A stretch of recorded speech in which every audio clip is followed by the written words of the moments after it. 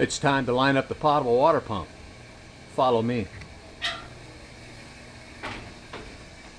First of all, before I even think about lining up potable water pump, I want to make sure that I have ship service air available. And as you can see by the gauge on the left, ship service air is available. Control air and boom air are not, but they're not required for lining up and operating the potable water pump. So let's go inspect the potable water pump.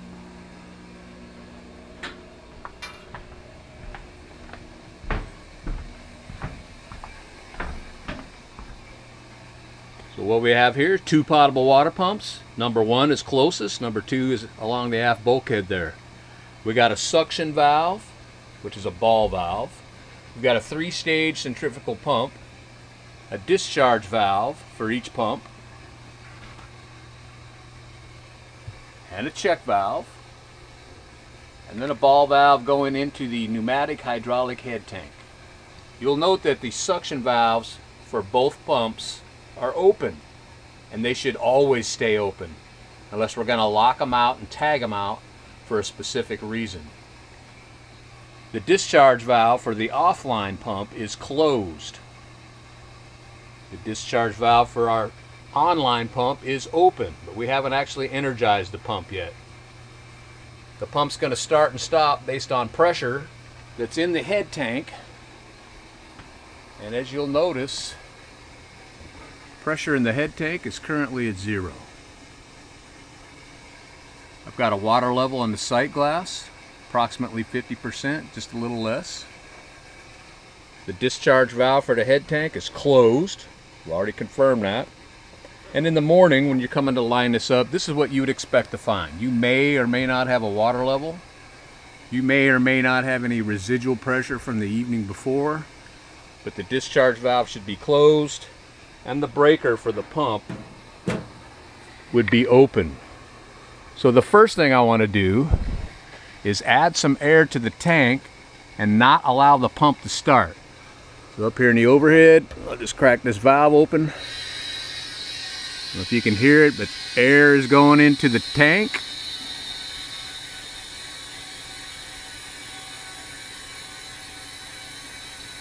And at approximately 60 psi, the pressure switch for the pump will open, which means the pump will not start when I supply power. We're at 40 and rising. Our pressure switch right here for number 2. I just heard number 1's open. There goes number 2.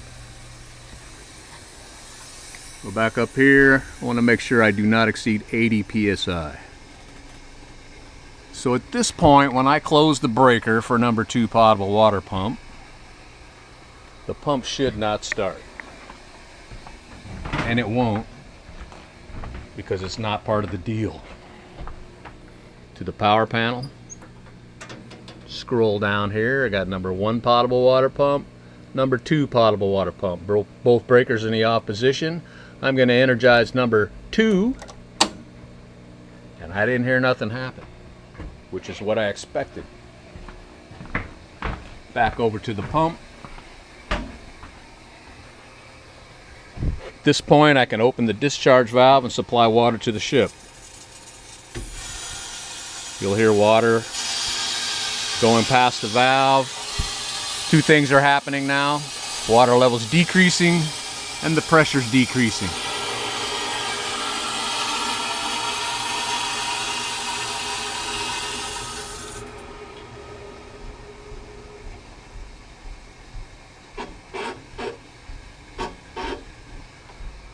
Valve's all the way open. Just crack it back a little bit, and you'll notice my water level is now out of sight low, and my pressure is just below 40. So if I want to make this pump start and put a little water in here, I need to get rid of some pressure. I need to get rid of some of that. So the air pressure is pushing down on the water. I'm going to take some of that off. I'm going to crack this valve open.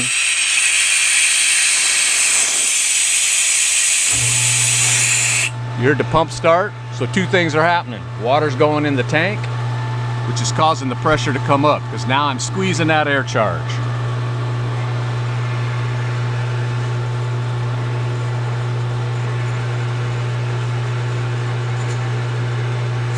the water level coming up. You get to 60, pump will shut down because the pressure switch will open.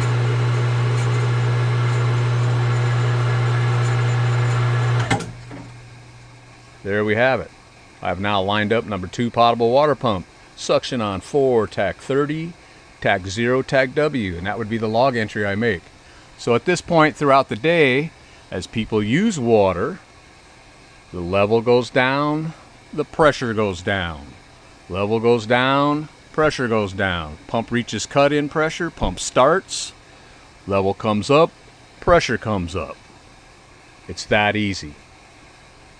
If you're monitoring this water level and it's creeping up, it's like towards the top of the sight glass, and I'm still above the cut-in pressure, I would add a little bit of air, not to exceed 80.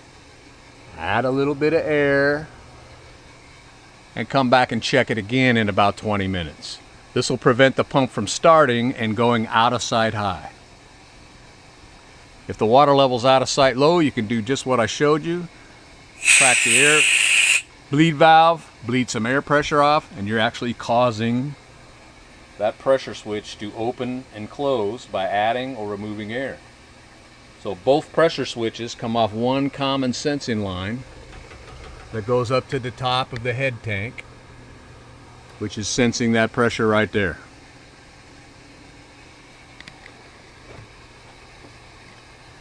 At the end of the day, when you're ready to secure potable water,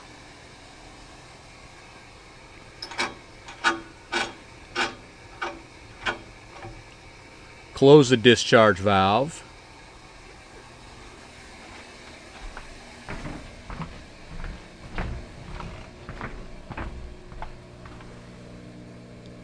open the breaker for number 2, and it's just that easy.